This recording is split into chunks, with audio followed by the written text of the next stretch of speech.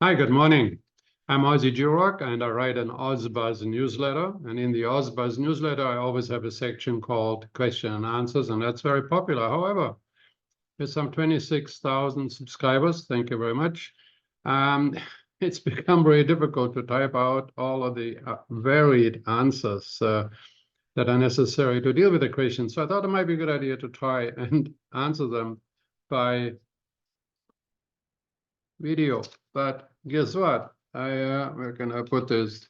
There's like 9 pages of question that my secretary put together. Thank you very much. But so I'm going to do my best trying to play around with getting to every one of the questions, or since there are quite a few on the stock market, for crying out loud, I'm a real estate advisor of suggester or an opinionator if you want, right? But question on inflation and all of this kind of stuff, there's lots of them. So I summarize what I think is the gist of the question.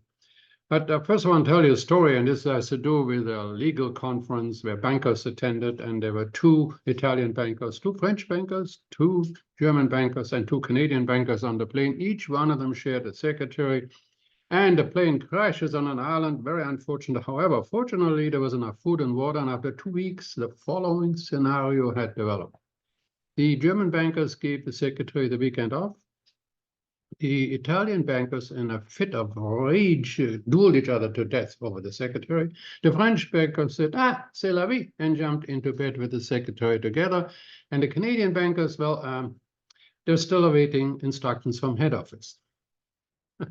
Well, today's bankers don't wait for any instructions from head office, right? They have their own problems. You know, we're going into a world where we have massive mortgages coming due, $150 billion renewed in Canada next year, $350 billion the year after that.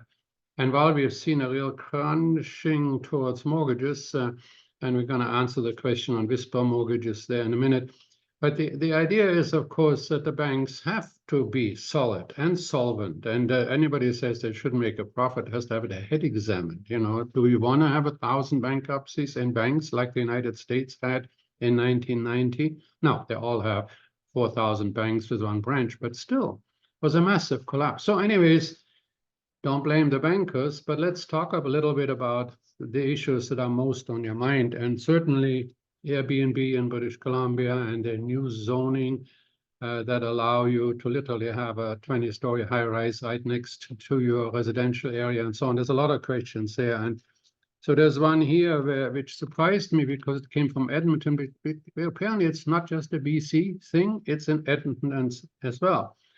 And so this lady writes, this guy writes that I couldn't find anywhere to purchase on your advice on Alberta and Edmonton.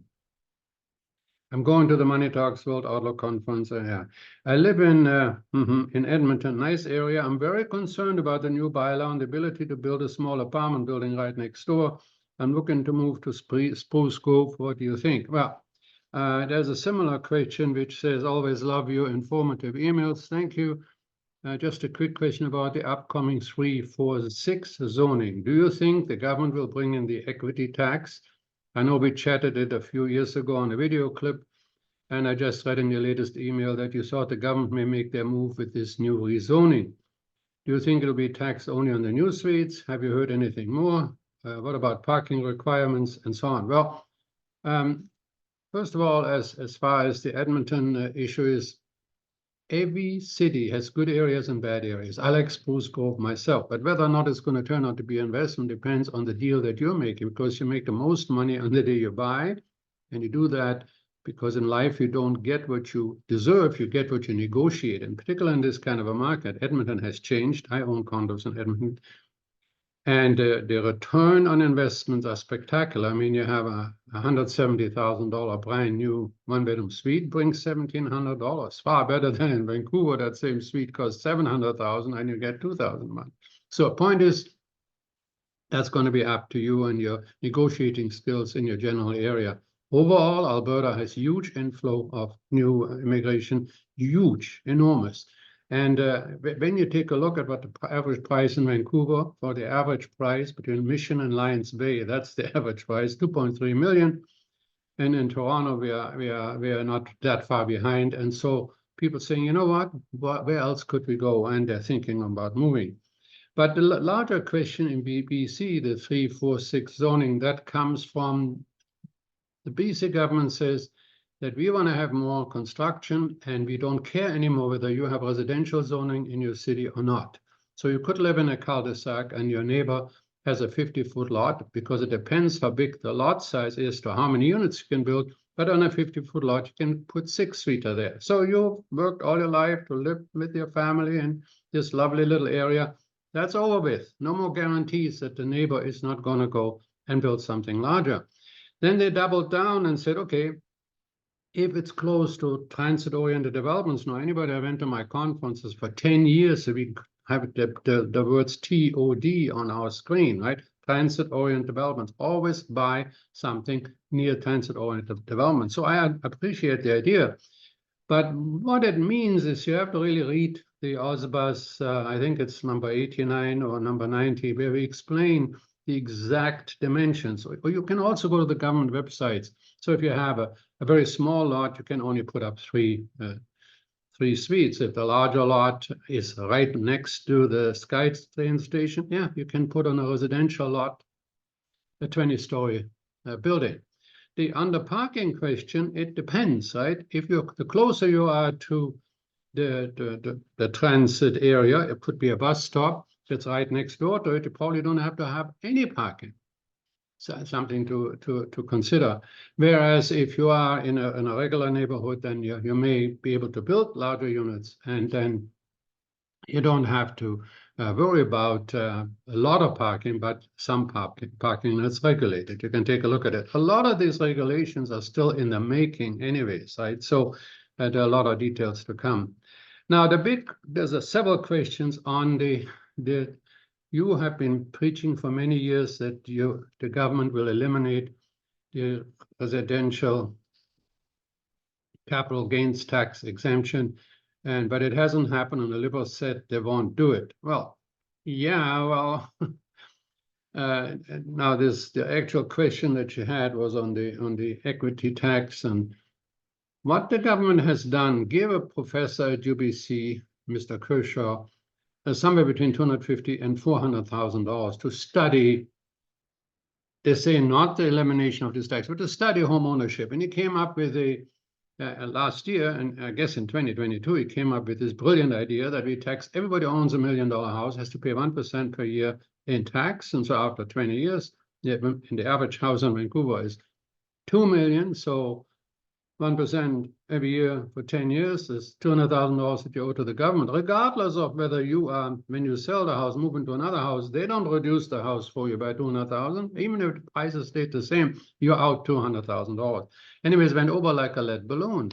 But you can see what their thinking is. They're looking all these rich people, and he said this in many interviews, that it's they're sitting at home and making money. Well, God, sitting at home. He fixed the eaves, he fixed the gardens, he had to deal with massive mortgage payment increases for years and years, and his kids went to school there. Is he now a bad person for having the government spend us into oblivion?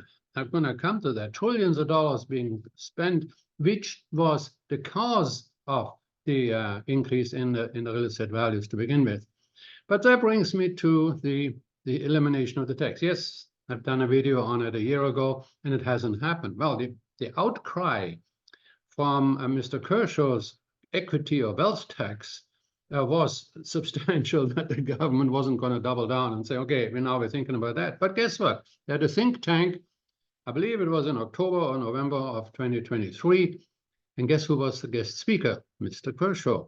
So don't hold your breath. The other thing is, those of you that argue that they're not going to bring it in, they have brought it in already. If you today buy anywhere a house as your private residence, and you move in and you move out in the 11th month because your job change or whatever, not only do you get exempted if you make any capital gain, you now have to actually not just pay the capital gain, but you have to treat it as income, as if it was an income. So that's even much worse than just eliminating the capital gain and have a regular capital gain. Because the idea is if you have a gain exemption, if they take it away, you still have only a capital gain, which is only taxable at 50%. So it's already there. So it's very easy to say, well, next year we're going to do it 2 years. The years after that, 3. And then all of a sudden, it's the new law is if you sell the house within 5 years, you have to pay not just capital gain, but you have to pay it as income. That is the danger. Well, people, I'm really much more worried, and it's one of the question that I have $1 million capital gain. Should I sell? Well, that depends on how much you believe the government. And that the whole question on should I be able to build a sixplex next door, think this one through. You now have a nice house there next door, or you have an empty lot, and you have a nice house there, and you live in it, you have lived in it, you have $1 million capital gain where you are right now. And you say, I should be building a sixplex. This is a good thing. The government says I'm a good citizen, I'm building this, I can make some money. But nobody's answering the question of whether you now give up that $1 million capital gain that's tax-free. Because listen, if you build a laneway house right now, anywhere in Vancouver on a 30-foot lot, you have to have your head examined. It's $60,000 to $70,000 in fees alone just to get a permission to build it. Then it costs you $400,000 something or more for the place to build it, and you rent it out at $3,000 a month. Well, the moment you do that, you create income on your property right now. That same portion that the laneway house occupies as a portion on the lot is now no longer capital gains tax exemption. Already not going to happen. You make money, all of a sudden it's no longer private residence. It doesn't make any money. So slowly, it's like the Indians surrounding the fort, and the fort being our capital gains tax exemption. They're coming after it. They certainly would want it. So the question on what you could build and whether your prices is another question here. Will prices go up around transit-oriented developments? Yes, they will. They always have. And that's why we always recommended it. In Germany, for instance, in my hometown of Cologne, which, by the way, had for 50 years the inside, the business district or the shopping district area has no cars in it already for 50 years. They've always been very progressive, even though it's a 2,000-year-old city. But they're also building buildings without cars. You're not allowed to have a car there, but they're usually on top of a railway station. And of course, in Germany, trains are actually on time. But it's happening, right? So there is a war going on against cars. Well, okay, so now here are a lot of questions on the economy. Of course, how do you see things going? And a particular question was on Jamie Dimon, who's the CEO of Chase. And he has sort of an ominous warning on the US economy. He feels the COVID money will run out. That'll push us all into a recession. There's too much debt. We've spent too much money. All that free money is running out. We have quantitative tightening, which he's very concerned about. And he's actually skeptic. There's no way in his view that there are going to be 6 rate cuts next year. And he talks about the $2 trillion fiscal spending. In his view, all is inflationary.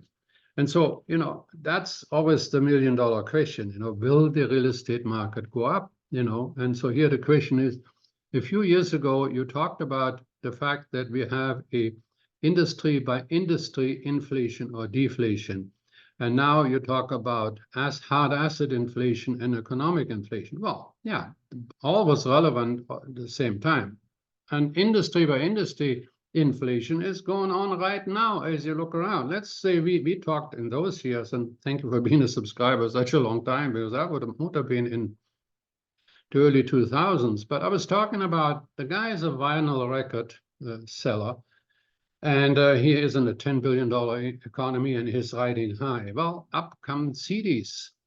In the same marketplace, vinyl records go kaput, CDs soaring. So one is in a depression, the other one is in an inflationary runaway. Okay, then VHS, same thing. VHS comes out, huge blockbusters, and all these companies come up. They're in a boom. Well, next thing is we come up with CDs and inflation, deflation. One is in, the other one is out, and then we come up with streaming, takes out newspapers and all sorts of. The change is always industry by industry within the larger concept. The question on hard asset inflation versus economic inflation, I've talked about it almost at every one of our conferences. By the way, we have the Michael Campbell World Outlook Conference coming up February the 3rd, where I will be speaking on 27 years. You know, we have been at that conference, and what a massive conference. Always 1,200 people show up. But the point is that when you look at, in my view, I follow Milton Friedman. I put up his slide for 20 years, and Milton Friedman says that inflation is primarily a monetary phenomenon. And if you look at those books behind me, every one of those books, including the one from which I called Forget About Location. Everybody says I wrote a book about location. No, I wrote Forget About Location, because I make the point that as long as we keep on printing money the way we are, that we will never, ever pay it back. I mean, right now we owe the world $300 trillion. And under no circumstances are we ever going to pay it back. And so we shouldn't be too surprised. Take a look, just this here. Come on. This was a slide that I put out. I made a speech to one of the largest mortgage companies in 2021, and I showed that the US national debt was $29.9 trillion. I mean, think about it. You know, I mean, by the way, you can go to usdebtclock.org and can watch it as every single state in the nation goes higher and higher in what they print. Now, we are now, you think we're only about 3 years higher, right? 2 years higher, and guess what? As of the week of January the 9th, we're up 30. This still shows 33.9. It's actually gone now over $34 trillion. I mean, these are big bucks we're talking about. It is absolutely massive. And so in my view, these are little printouts as to what I said, that you really have to get into the real estate market because of the hard assets and because we keep on printing money. And the inflation that we have currently, we talk about core inflation and headline inflation and all of these different inflations. I have just simply two kinds of inflation that are important to me. And then, of course, the most important one is that, are we creating a lot more money than we deserve? Like, I mean, do we really have this money available and we can get our budgets into sync? Well, you know, Mr. Trudeau, our Prime Minister, said the budgets will take care of themselves. Sure, we don't have to worry about it. They'll take care of themselves. But when we look at the inflation that took place, say, from 1965, the average house price right across North America was under $13,000. And then by 1998, when I wrote my first book, that same price had gone in Vancouver to $278,000. I extrapolated that value to 2032 and came up, every house price would be worth $5 million. And the thing is, it has gone up relentlessly against all the talking heads because it's a hard asset. And hard assets will always inflate in direct relation to how much money we print. And we have the mother of all monetary printing going on right now. I mean, across the world. It's not a blame Canada, blame. No, we are just printing it like crazy. We're giving it away. And so we now have this excess. Argentina is now over 200%. Turkey is 130%. And so when you look around the world, and I wrote about it in my newsletter, as you hopefully know, or sign up for it at ozbuzz.ca. The point is that, you know, you see it, and the central bankers of the brainy nations like England and Canada, and they see it too, and they say, God, and that's what they saw a year and a half ago. We better raise those interest rates and stop it, or we're going to be in Argentina. The runaway inflation was always on in the cards. Now, it's the kind of inflation we're talking about. It's a monetary event for hard assets always. So that should, us as investors, should make us feel pretty good, because if it's always going to go up eventually, then we're going to be all right. Well, again, read my newsletter in I think issue 48 to 50. I gave a detailed information about my view on. First, you have to have inflation. If you think it's going to be deflation, sell everything, get into cash, roll up in a little ball and cry. Right? But I'm betting on inflation. Secondly, it's timing. The timing is even crucial. Now, we haven't got a single question on timing, so I won't say it. But when you look at the line going from 60,000 to 2 million, say in Vancouver, and the United States go from 10,000 to 480,000, which is almost the average throughout this huge country. When you look at that, in between there were, 2008, and there was 1990, and there was all of these areas there. The timing, I went to Phoenix with a group of investors, and we bought condos for $30,000. I was on a radio every week in 2010 and 11 that I said to people, go down there. These things cost $250,000. They're selling them at 30 on the courthouse steps. So the point is, it's inflationary. Well, what about commodities? Well, commodities is an economic issue.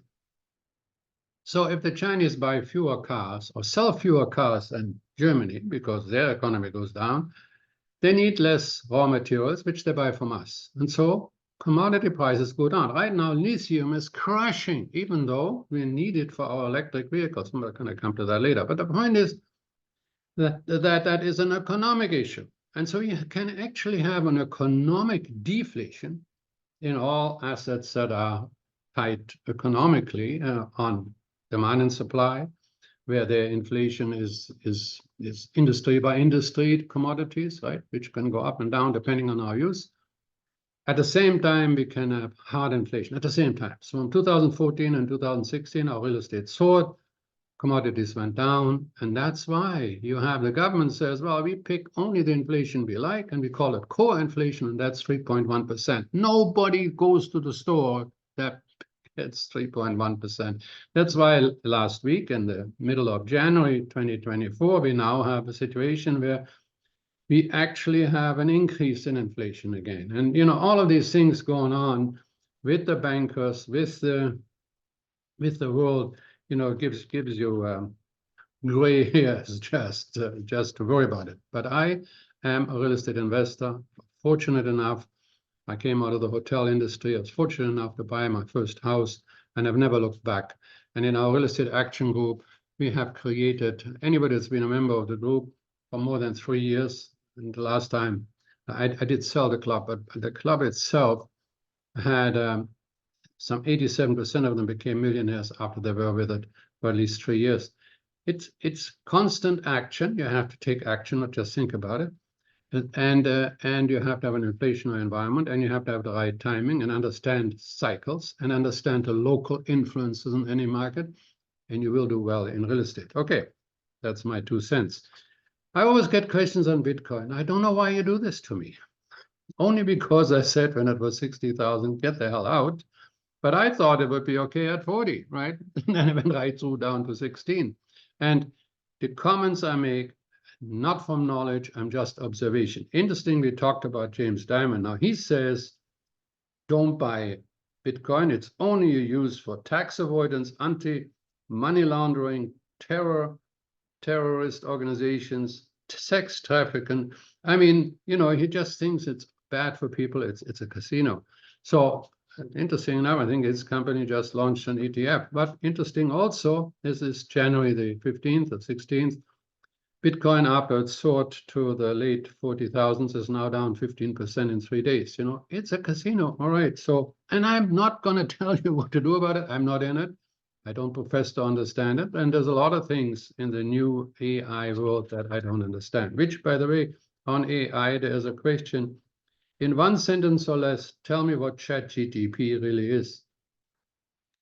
1 sentence or less. That's it. That to me, I use 100 words anytime, but 2 will do. ChatGPT is essentially, first of all, it's free. Go try it. Type it in. Go to open.ai, not open.com or .ca. No, open.ai to ChatGPT, and it gives you a window, and you can type it in and play with it just for kicks. And it's a good thing for you to do anyways. Write in.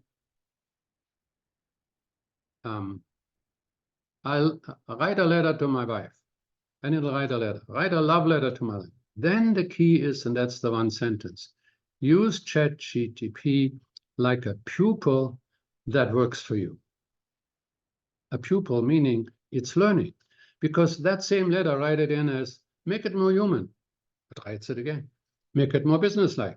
Make it in point form. Now think about that. You know, we were fiddling around with our investment group and we put in idiotic things. Sell a house to a dog. It wrote a magnificent letter, you know, as if you were a dog. And it talks about, you know, you'll need spaces to run around in, buy a house with a yard. And I mean, you know, so the key is it learns all the time. It's a pupil for you. And it's a text-based, word-oriented. It doesn't compare yourself to the internet. No, it just writes better letters. It does a lot of research that you don't have to do anymore. You know, right now, for instance, this video, when I'm finished, I'm going to use the keywords and I'm going to put clickbait this sentence. And as you have noticed in my last few videos, I have this idiotic clickbait things in there. But guess what? People, that's what they click on. They don't click on something sensible. I'm going to get critiqued. I'm going to get clobbered.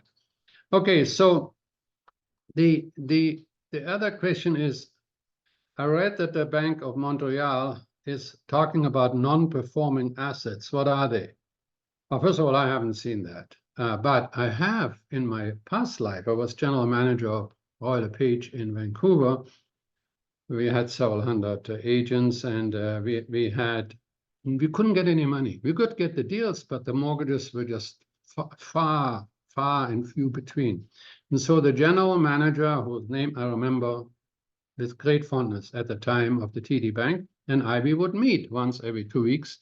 And I had a deal with him that no matter what our salespeople actually bought and got in mortgages, he would make available the next year in mortgages for other deals. So we would talk about that. And then I said, so how are things going? He said, well, I got all these non-performing assets.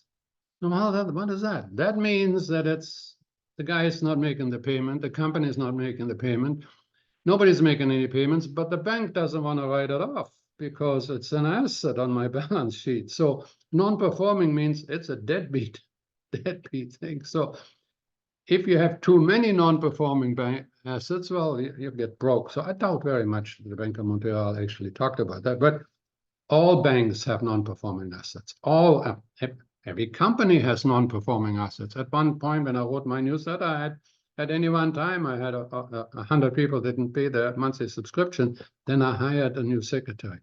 Wow, I'm going all over the place, but you know, you need to have somebody that gets on the phone and says, "Is the check in the mail?" You know. Anyhow, nobody asked that question, but I gave it to you anyways.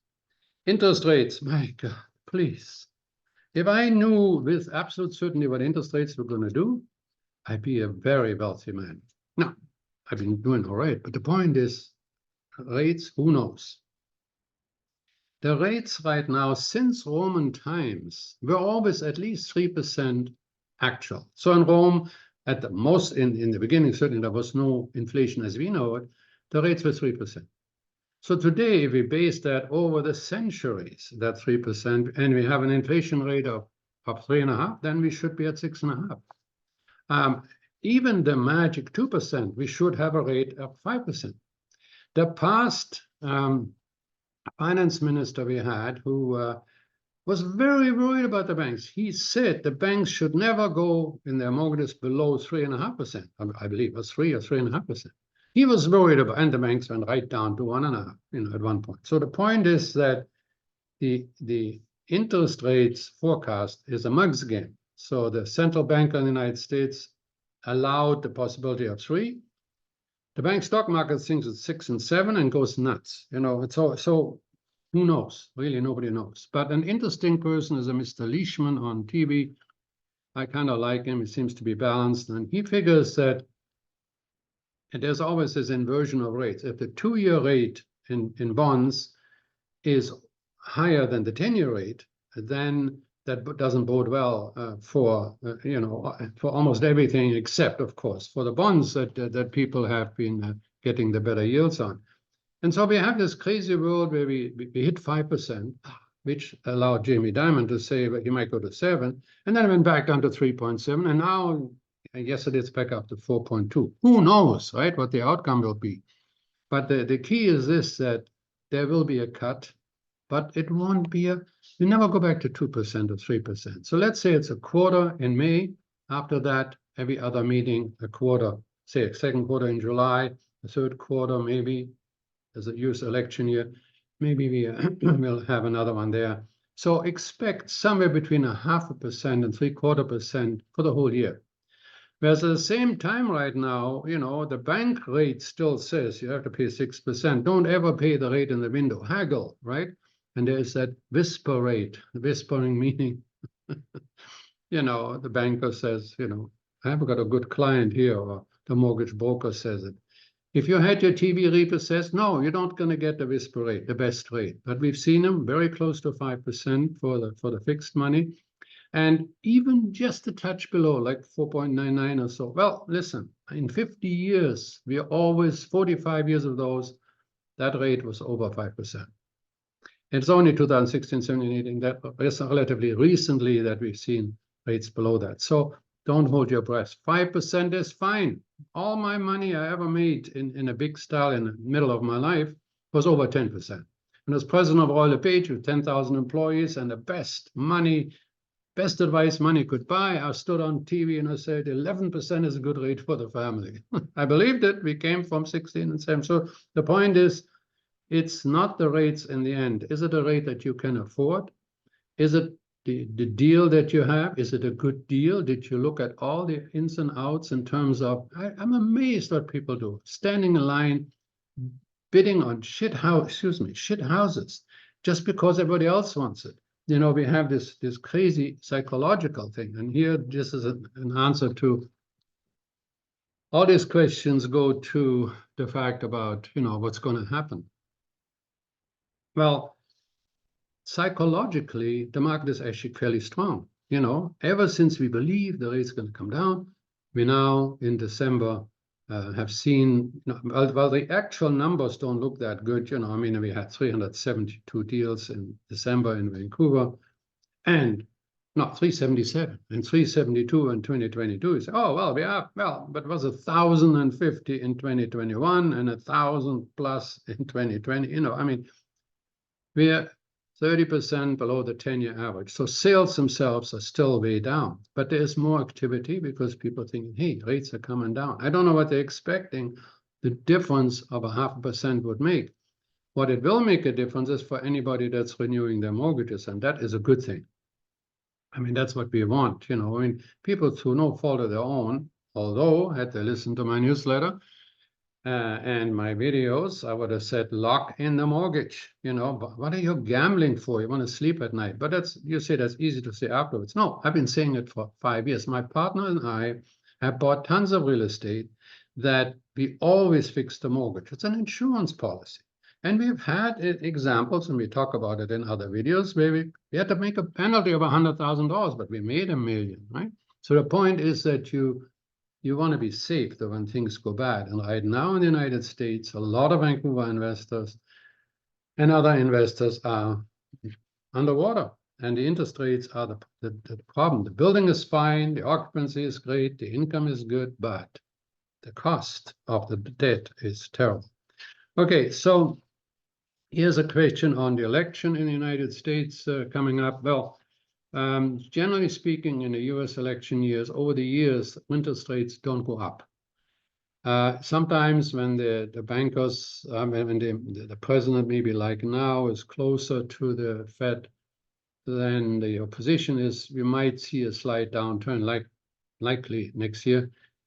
But overall, the federal banker doesn't want to be seen as being, working on the outcome. And so if we have Mr. Trump and Mr. Biden running against them, I think they will be running on their own performances, not on what the interest rates are going to do. But if the economy is really poor, well, Mr. Biden will be suffering on that. I thought that an interesting,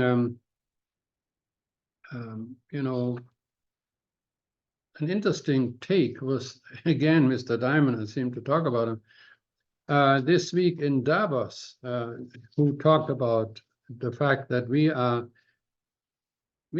throwing our opposition under the bus. The left thinks the right are not just against something, but they're total idiots, and the right thinks the left are bananas, and it's not a happy situation. And he says even to demonize the opposition is ridiculous. And so Mr. Diamond, to my surprise, really gave a kudo to Mr. Trump. He said, demonizing Trump doesn't serve a purpose. He says, well, do you really care about his first personal life and his family life? He says, look at his record, I mean, he was right on China, and I wrote about it at the time that when he said to China, how come you're charging our car importers 12.5% and we charge you only 2.5%? That has to change. He was right on Iran. The first thing he did was he cut Iran out. Then he said to the Houthis, you're a terrorist organization. What did Mr. Biden do? The opposite. He freed Iran, freed all the money that Iran had that they're then using to fight a war, and let the Hutus took the terrorist organization label away from him. But this last weekend, I think he put it back on after 4 years. The point is the immigrant crisis. Trump wanted to build a wall, and he was vilified for wanting to build a wall. And yet now the mayor of New York wished that there was a wall, and seeing that the immigrants are now being sent. I think the border cities are smart. They're moving all these immigrants on the planes and flying them.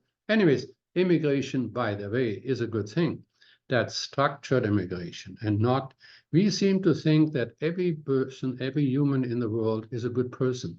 And unfortunately, that's not the case. And we should not bring in anybody that comes here, likes our system, and then works actively against it. Our universities are against Western values. I mean, where do we do it? That's, by the way, not a question, and I should shut up about it. I will. But he said he was right on China. He was right on Iran.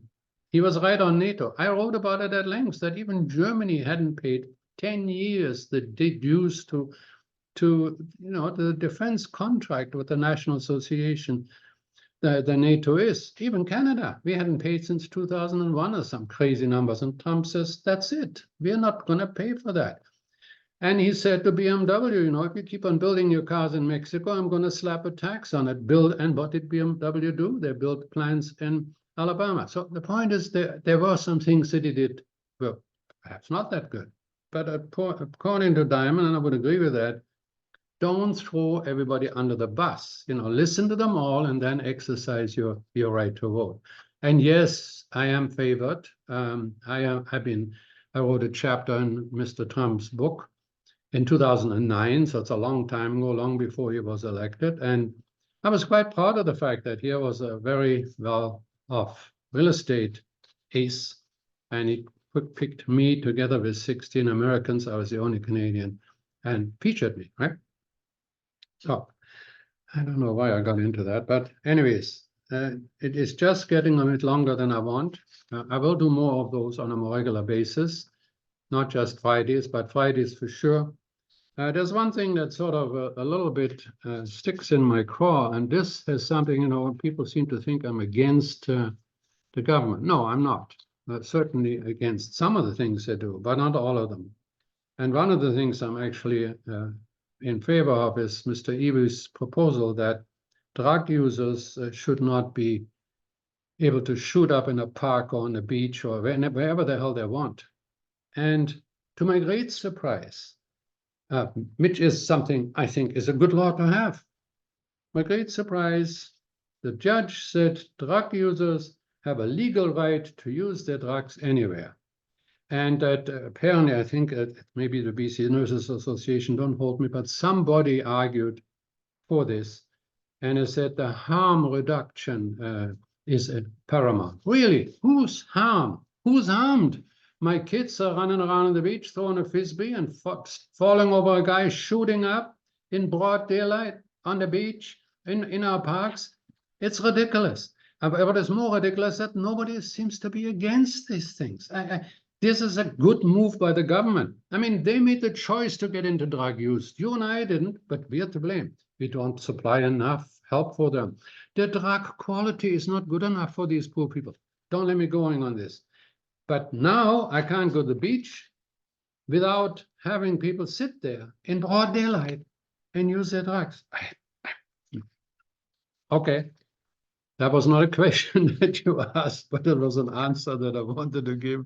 So look, I'm not sure that this is going to work for me, but I have a lot of questions that are specific, like How many developers are actually bankrupt is one of them. Well, first of all, I wouldn't want to say that, but the question was worded in such a way that it didn't believe me.